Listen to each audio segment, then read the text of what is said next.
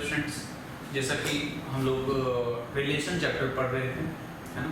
First lecture relation पे हो गया, ये सेकंड लेक्चर है रिलेशन। प्रीवियस लेक्चर में मैंने आपको क्या क्या बताया, ऑर्डर्ड पेयर क्या होती है ना, किसी भी रिलेशन में ऑर्डर्ड पेयर क्या है। सेकंड हमने पढ़ा था इक्वालिटी ऑफ ऑर्डर्ड पेयर क्या होगा, किसी भी ऑर्डर्ड पेयर का इक्वालिटी का मीनिंग क्या होगा। थर्ड हमने पढ़ा कार्टेशियन प्रोडक्ट क्या होगी। एंड फोर्थ अभी जो हम लोग पढ़ने जा रहे हैं ऑनगोइंग टॉपिक है अपना, व्हाट इज रिलेशन। अब हम पढ़ेंगे रिलेशन क्या होता है, उसका डोमेन क्या होगा, कोडोमेन क्या होगी, रेंज क्या होगी, है ना। तो अभी मेन टॉपिक स्टार्ट होने वाला है रिलेशन क्या है। तो देखते हैं अब इसको रिलेशन क्या है ना। थोड़ा थ्योरेटिकल चैप्टर है ये, सेट्स रिलेशन फंक्शन स्टार्टिंग में जो 11th में आपको गिवन है। एंड जैसा कि मैंने आपको पहले भी बताया कि ये रिलेशन चैप्टर क्लास 11th में भी है, 12th में भी है। जहाँ पे रिलेशन खत्म होगा इसके बाद से ही क्लास 12th की जो है वो रिलेशन स्टार्ट हो जाती है। सो देखते हैं नेक्स्ट जो टॉपिक है, व्हाट इज रिलेशन। रिलेशन क्या है। A set R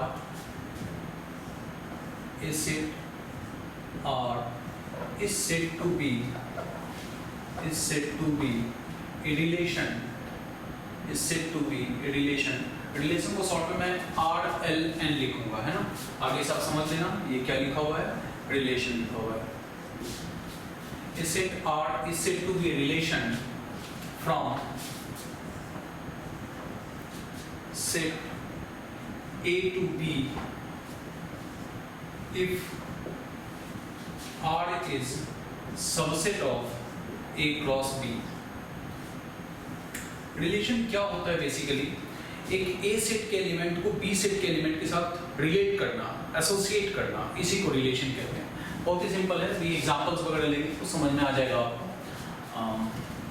so like इसका कहने का सेंस है, ये जो पूरा सेंटेंस लिखा हुआ है इसका मीनिंग है R is a relation from set A to set B if R is subset of A cross B, है ना। If R is subset of A cross B। अब सबसेट आप जानते हो क्या होती है, तो A cross B का ये सबसेट है, दैट मींस इसमें जो भी ऑर्डर्ड पेयर्स आएगा, जो भी एलिमेंट्स आएंगे वो सारे एलिमेंट्स A cross B में भी प्रेजेंट होना चाहिए, इसी को कहते हैं हम लोग सबसेट। अब ये सबसेट्स वगैरह अगर आपको नहीं समझ में आ रहा है, डायरेक्ट रिलेशन पढ़ रहे हो, सेट्स आपने नहीं पढ़ा है, तो सेट्स का आपको कंसेप्ट देखना होगा जाके सेट्स के चैप्टर में जाकर के, उसके वीडियो लेक्चर को देखना है। नेक्स्ट रिलेशन दूसरे सेंस में कह सकते हैं, और R is relation of ordered pair XY such that X belongs to A and Y belongs to B।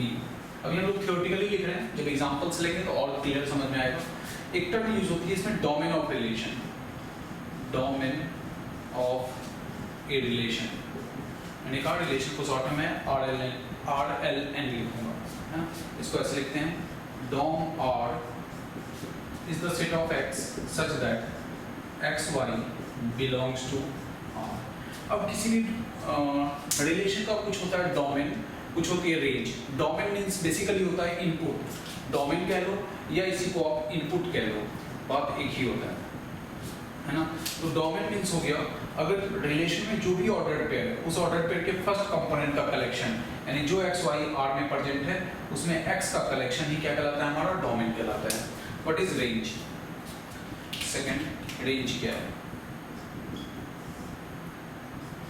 Range of a relation, एक रिलेशन की रेंज क्या है, इसको शॉर्ट में डिनोट करते हैं ऐसे RANG, रेंज R।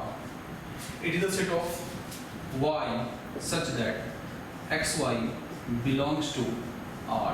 यानी R में जो भी ऑर्डर्ड पेयर है उस ऑर्डर्ड पेयर के सेकंड कंपोनेंट का कलेक्शन, है ना। R में जो भी ऑर्डर्ड पेयर है फर्स्ट कंपोनेंट का कलेक्शन क्या हो गया, डोमेन, और सेकंड कंपोनेंट का कलेक्शन क्या हो गया, रेंज। ओके। एंड जो इंटायर सेट, अगर रिलेशन A to B है तो ये जो इंटायर सेट B है इसको हम लोग कहते हैं कोडोमेन, इसको कहते हैं हम लोग कोडोमेन। थर्ड में वैसे लिख रहा हूँ इसको, है ना। थर्ड पॉइंट है codomain of relation, codomain of a relation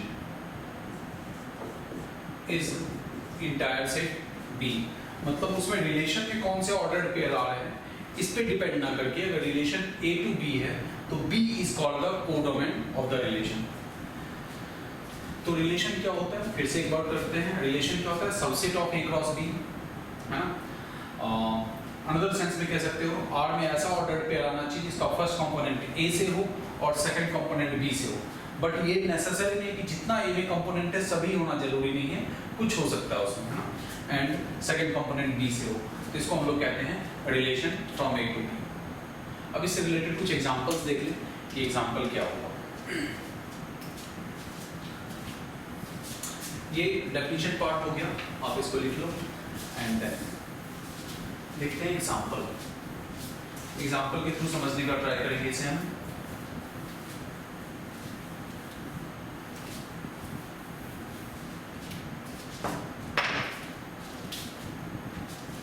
suppose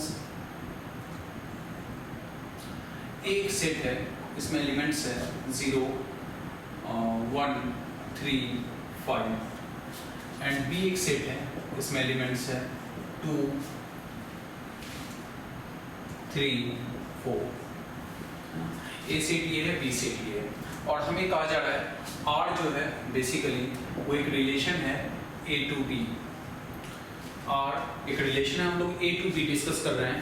कुछ मैं यहाँ पे एग्जांपल्स लूँगा, आपको बताना है वो एग्जांपल एक रिलेशन का एग्जांपल है या नहीं। अगर वो रिलेशन है तो उसका डोमेन क्या होगा, कोडोमेन क्या होगी, रेंज क्या होगी। खुद से हम लोग वन बाय वन कुछ ऑर्डर्ड पेयर का कलेक्शन करते हैं। अच्छा, जब आप A क्रॉस B निकालोगे तो क्या आएगा, A क्रॉस B में क्या आएगा, तो आप जानते हो A क्रॉस B का मतलब हो गया Cartesian product of A B, है ना, जिसमें इसमें 4 है, इसमें 3 है, तो टोटल जो है 12 ऑर्डर्ड पेयर्स आ जाएंगे। वो क्या होगा 0, 2, 0, 3, 0, 4, नेक्स्ट होगा 1, 2, 1, 3, 1, 4, है ना। तो 0 को लेके इस 3 के साथ रिलेट किया, 1 के साथ 3 को रिलेट किया, फिर 3 के साथ रिलेट करते हैं 3, 2, 3, 3, 3, 4, है ना। नेक्स्ट इस 5 के साथ ये तीनों रिलेट होगा 5, 2, 5, 3, 5, 4। सो अगर मेरे को A क्रॉस B निकालने के लिए कहा जाए तो वो A क्रॉस B ये होगी, इसमें टोटल 12 ऑर्डर्ड पेयर्स आया है। अब रिलेशन क्या होता है, इन्हीं ऑर्डर्ड पेयर में से 12 ऑर्डर्ड पेयर में से मान लो 3 ऑर्डर्ड पेयर में किसी एक सेट में डाल दिया तो वो सेट इसका सबसेट कहलाएगा। ये सबसेट का मतलब समझते हो आप कि A is subset of B if all elements of A are present in B, है ना। तो इसी को हम लोग सबसेट कहते हैं। तो सेट थ्योरी में अच्छे से डिस्क्राइब किया गया है। तो अगर आप नहीं देख पाए सेट्स का वीडियो तो आप सेट से एक बार देखें, मैं पहले भी बता चुका हूँ, सेट से रिलेटेड है थोड़ा, तो थोड़ी थोड़ी चेंजेस आएगी यहाँ पे। वैसे बिना उसके भी बन सकता है R1। सपोज मैंने एक R1 ऐसे सेट बनाया, उसमें कुछ ऑर्डर्ड पेयर्स में लेता हूँ। वो ऑर्डर्ड पेयर्स है अपने पास 1, 2, 3, 2 एंड 3, 3। ये मैंने कुछ ऑर्डर्ड पेयर्स यहाँ पे क्लब किए। अब आपको बताना है कि R1 subset of A cross B है या नहीं, यानी R1 के पास में क्या जो भी ऑर्डर्ड पेयर्स है वो A क्रॉस B में है या नहीं। हम लोग देखते हैं R1 में 1, 2 है, इसमें कहीं पे 1, 2 है, यहाँ पे रहा। R1 में 3, 2 है, इसमें भी 3, 2 कहीं ना कहीं होगा, यहाँ पे है। 3, 3 है, इसमें भी 3, 3 है। यानी R1 में जो भी ऑर्डर्ड पेयर्स है वो ordered pairs A cross B में भी प्रेजेंट है। तो हम लोग कहेंगे R1 is subset of A cross B। और अगर कोई सेट A क्रॉस B का सबसेट है तो कहेंगे हम लोग क्या कि वो सेट एक रिलेशन है। Therefore R1 is a relation. R1 क्या हो गया, एक रिलेशन हो गया। अगर ये एक रिलेशन है तो इस रिलेशन की डोमेन क्या होगी। अब देखो, एक तो हो गया क्या, आप चेक करो कि हर ordered pair A cross B में प्रेजेंट है या नहीं। दूसरा थोड़ा इजी मेथड क्या होता है ये पता करना कि कोई चीज रिलेशन है या नहीं। सबसे ज्यादा इजी मेथड क्या है, आपको देखना है R1 में जो भी ऑर्डर्ड पेयर्स हैं, जितने भी ऑर्डर्ड पेयर्स हैं, सभी ऑर्डर्ड पेयर का फर्स्ट कंपोनेंट 1 है।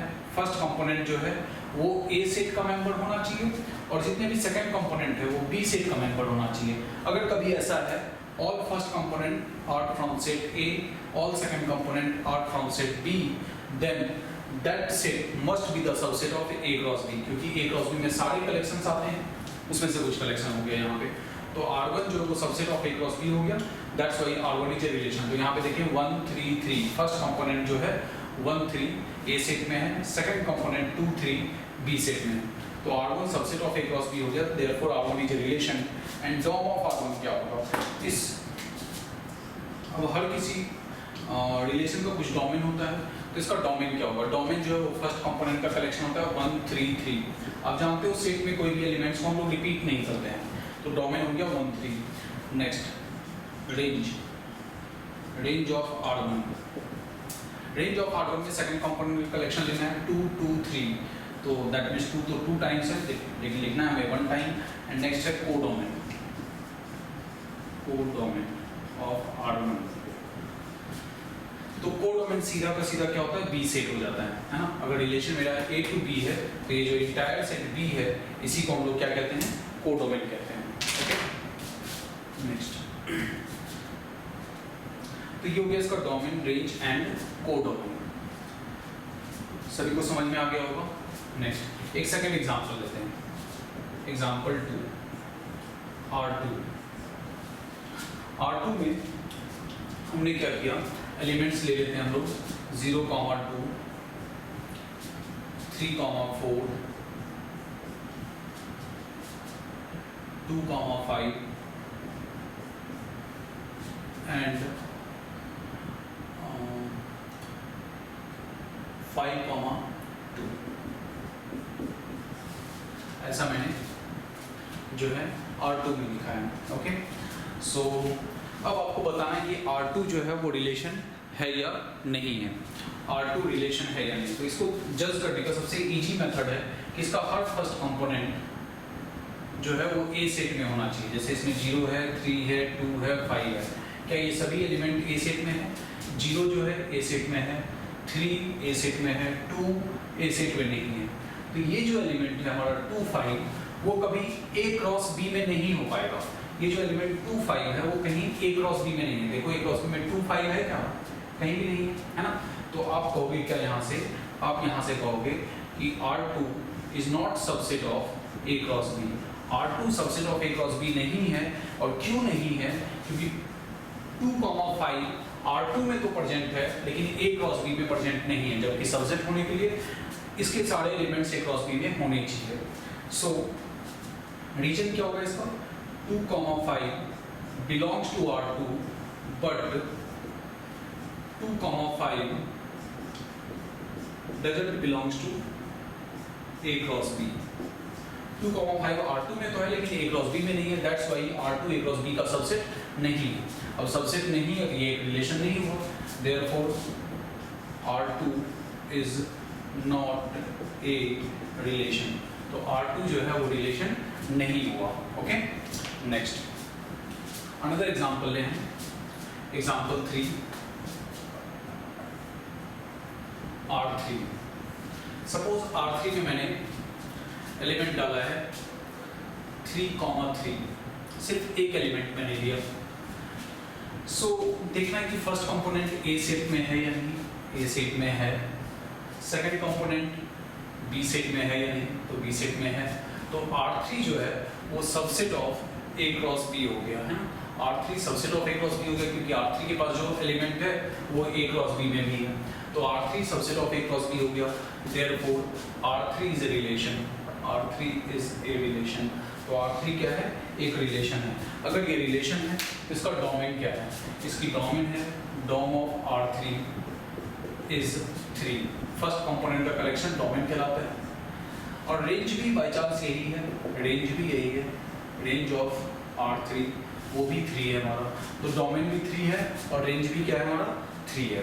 ओके सो डोमेन रेंज दोनों ही 3 है। और कोडोमेन जो है वो ऑलवेज सेट B होता है ना, वो डिपेंड नहीं करता है कि ऑर्डर पेयर में क्या है, वो डायरेक्ट क्या हो जाएगा B सेट हो जाएगा कोडोमेन।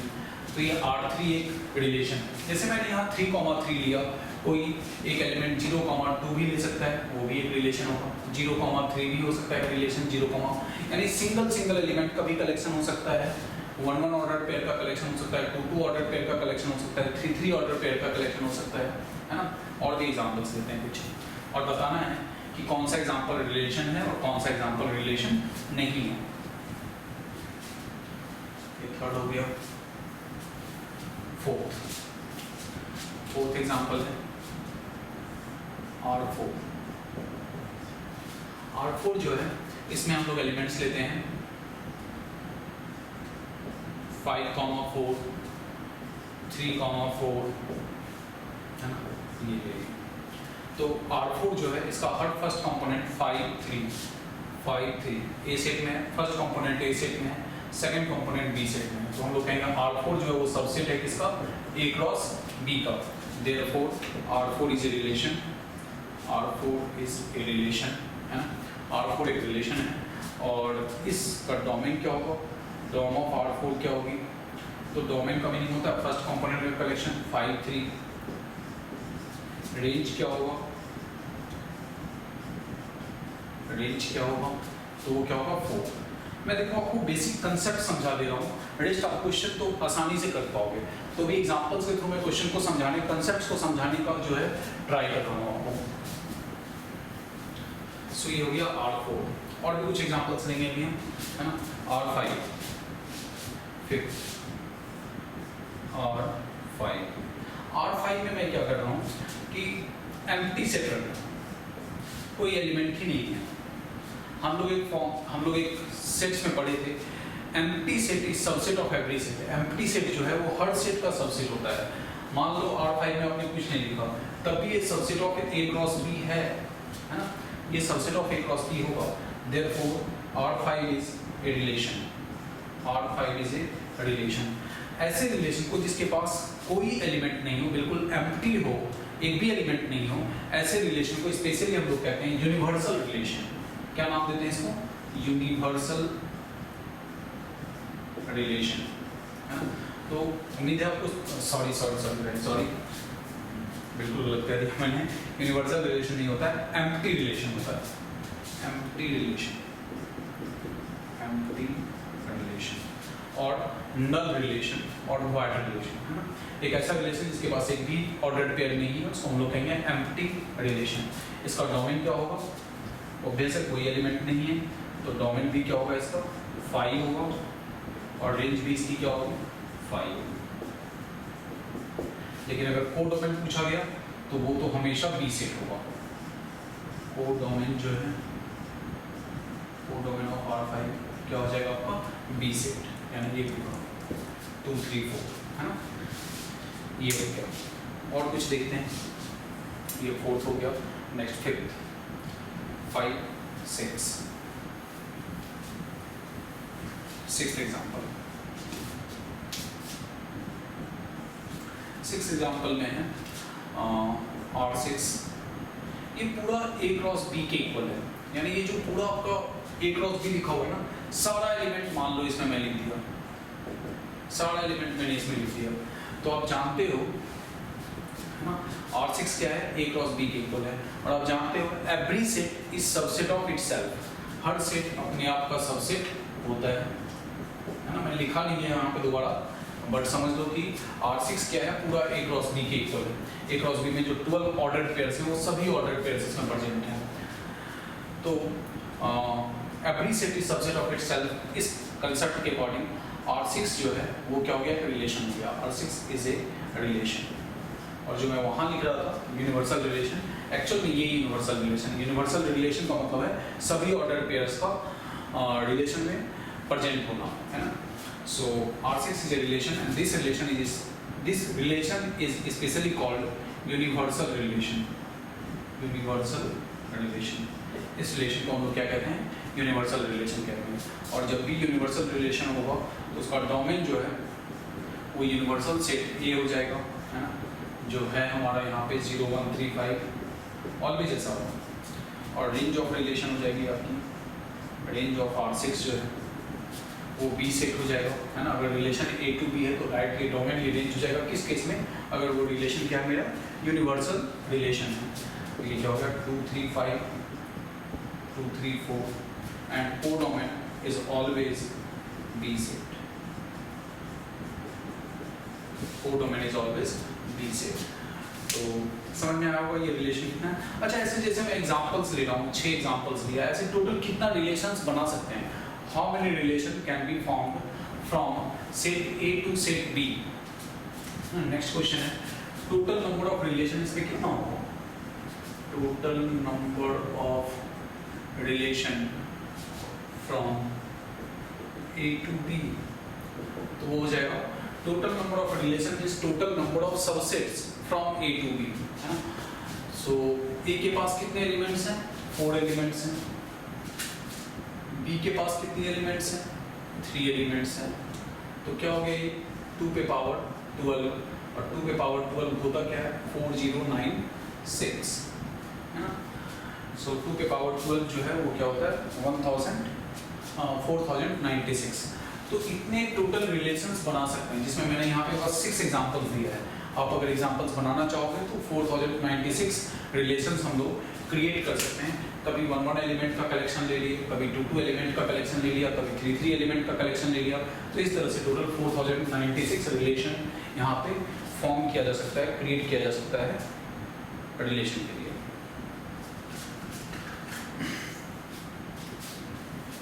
ओके, सो इस चीज को एक एज ए नोट पॉइंट भी आप लिख लो कि टोटल नंबर ऑफ रिलेशन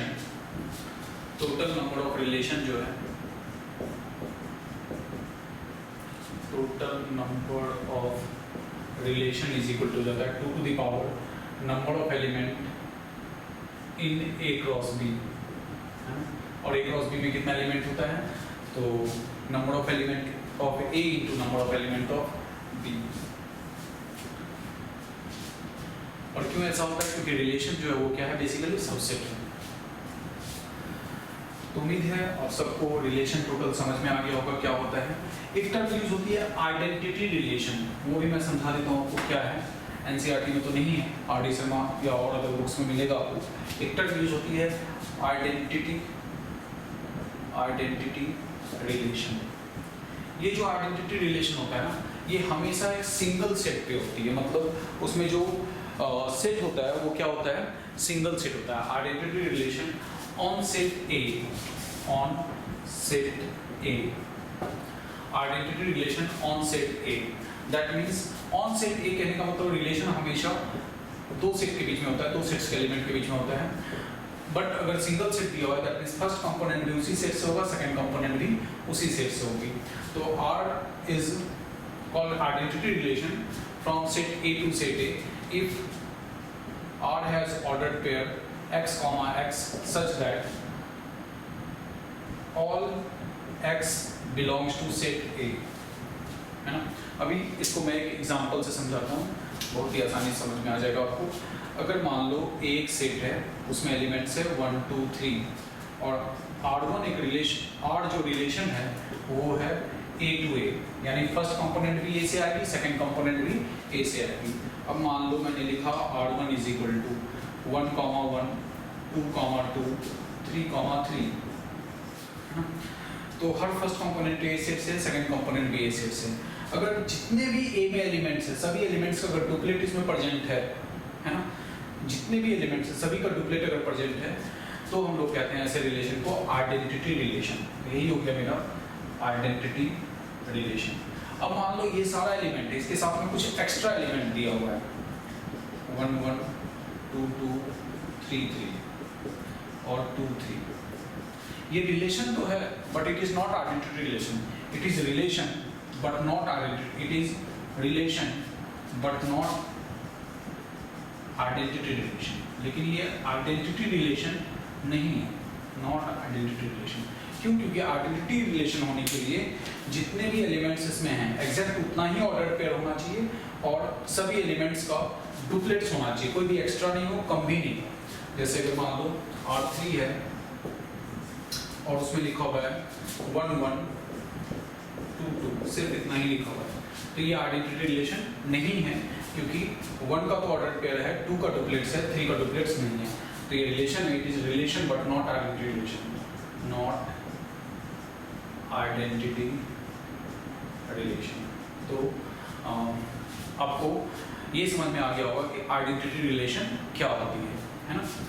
अच्छा, अगर मैं पूछूं कि इस ए सेट पे टोटल कितना रिलेशन बना सकते हैं, टोटल कितना रिलेशन हो सकता है, टोटल नंबर ऑफ रिलेशन।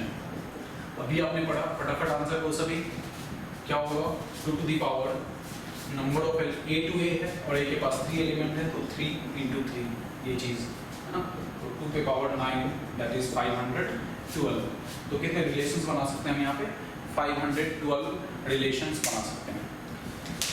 तो क्लास 11th में जो हमें रिलेशन पढ़ना है वो इतना ही टॉपिक है रिलेशन का। इसमें आगे जो है हम लोग एक्सरसाइज कर लेते हैं। मेरे पास अभी बुक जो है अवेलेबल वो NCERT है, अदरवाइज मैं किसी भी बुक से आपको बता सकता हूँ और आप किसी भी बुक से क्वेश्चंस कर सकते हो, है ना। तो हम लोग NCERT का जो एक्सरसाइज 2.2 है उसको मैं एक बार डिस्कस कर देता हूँ थोड़ा स्पीड में।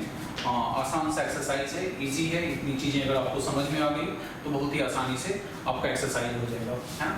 सो देखते हैं कि कैसे हम इसे कर सकते हैं। उम्मीद है सबको समझ में आ रहा होगा सभी चीज़। अगर कहीं कुछ डाउट है, प्रॉब्लम्स है तो आप पूछ सकते हो। So come to the point, exercise 2.2, exercise 2.2। So क्या है first question, question number 1, A is the set of 1 2 3 till 14 तक है। Define relation R from A to A। R एक रिलेशन है A to A, यानी फर्स्ट कंपोनेंट भी A से होगा, सेकंड कंपोनेंट भी A से होगी। R जो है वो है ordered pair of x y such that 3x minus y is equal to 0 where x y belongs to A, है ना। वो लिखने की जरूरत नहीं है, एक्स वाई ए से ही होगा। Write down its domain, codomain and range. इसका डोमेन, कोडोमेन, रेंज बताना है। तो ये जो लिखा हुआ है अभी, R is the ordered pair of x y such that 3x minus y is equal to 0, यानी R में ऐसा ऑर्डर्ड पेयर आएगा जो इस कंडीशन को फुलफिल करेगा। ये जो अभी लिखा हुआ है रिलेशन, ये किस फॉर्म में लिखा हुआ है, सेट बिल्डर फॉर्म में लिखा हुआ है।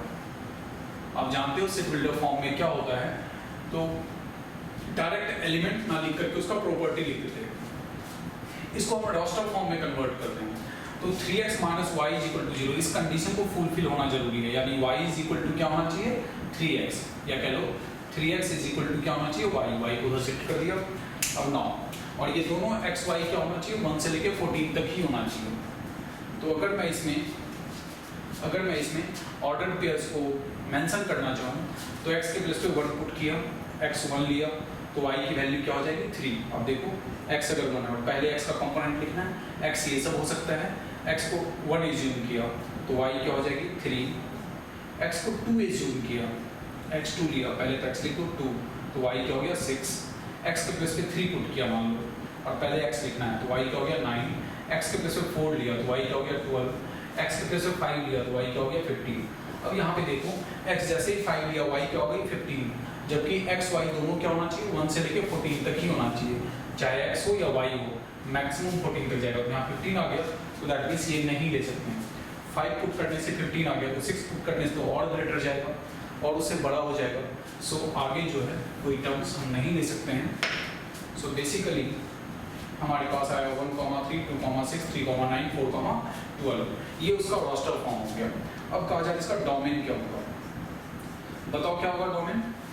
डोमेन क्या होता है, फर्स्ट कंपोनेंट का कलेक्शन, 1 2 3 4, 1 2 3 4। इसकी रेंज क्या होगी, है ना, इसका रेंज क्या होगा, इसका रेंज जो है वो है 3 6 9 12, 3 6 9 12। और इसकी कोडोमेन क्या होगी, इसकी कोडोमेन क्या होगी, इसका कोडोमेन जो है वो इंटायर सेट ए, आप जानते हो सेकंड सेट को ही कोडोमेन कहते हैं, तो वो क्या हो जाएगा ए सेट। तो बस ऐसे ही क्वेश्चंस को आपको सॉल्व करना है। और भी मैं कुछ क्वेश्चंस को डिस्कस कर रहा हूँ आपके साथ। क्वेश्चन नंबर 2, वैसे आपको ही प्रैक्टिस करना है इसको, आप खुद से प्रैक्टिस कर लो, बाद में आप सॉल्यूशन लिखने का मेथड देख सकते हो कैसे एग्जाम में लिखा जाता है। Define relation R on the set of natural number. R जो है यहाँ पे सेट ऑफ नेचुरल नंबर है, यानी फर्स्ट कंपोनेंट भी नेचुरल होगा, सेकंड कंपोनेंट भी नेचुरल होगी। और आगे कहा जा रहा है R is the ordered pair of x y such that, यानी ये एक्स वाई दोनों नेचुरल नंबर होगा, such that y is equal to x plus 5, y is equal to x plus 5 and x is a number less than 4, x is a number less than 4, ऐसा लिखा हुआ है। तो फिर same वैसे ही इसका जो है इसको रोस्टर फॉर्म में लिखना है, इसके डोमेन रेंज को बताना है। तो देखो दो कंडीशंस यहाँ पे लगी हुई है हमारे पास, एक तो कह रहा है एक्स वाई का ऑर्डर पेयर होना चाहिए and y is equal to x plus 5 होगा, y is equal to x plus 5 होगा, यानी फर्स्ट कंपोनेंट जो है वो y is equal to x plus 5 है और x जो है वो 4 से लेस लेना है, 4 से लेस लेना है मतलब 1 2 3 ले सकते हैं x की वैल्यू, है ना। तो x अगर मैं 1 लेता हूँ, x की वैल्यू 1 लेता हूँ तो y जो है देखो इस रिलेशन को फुलफिल कर रहा है, x अगर 1 लिया तो y क्या हो गई 6, x के प्लेस पे अगर आपने 2 पुट किया तो y 7 हो गई, x के प्लेस पे आपने 3 पुट किया तो y 3 plus 5 8 हो गया। अब जो है हम इससे ज़्यादा नहीं पुट कर सकते हैं, x के प्लेस पे 1 2 3 ले सकते हैं क्योंकि कहा जा रहा था x जो है वो लेस देन क्या है 4 है। तो ये 3 नंबर्स आ गए इसमें। अब इसकी डोमेन की बात करें, डोम ऑफ आर तो वो हो गया अपने पास 1 2 3, रेंज ऑफ आर वो हो गया अपने पास 6 7 8 एंड कोडोमेन जो है कोडोमेन ऑफ आर वो इंटायर सेट एन हो जाएगा नेचुरल। वैसे कोडोमेन पूछ नहीं रहा आपसे इसमें, सीधा जो है डोमिनेंट रेंज ही पूछ रहा है। तो समझ में आया आप लोगों को क्वेश्चन नंबर 1, क्वेश्चन नंबर 2 और भी कुछ क्वेश्चंस कर लो।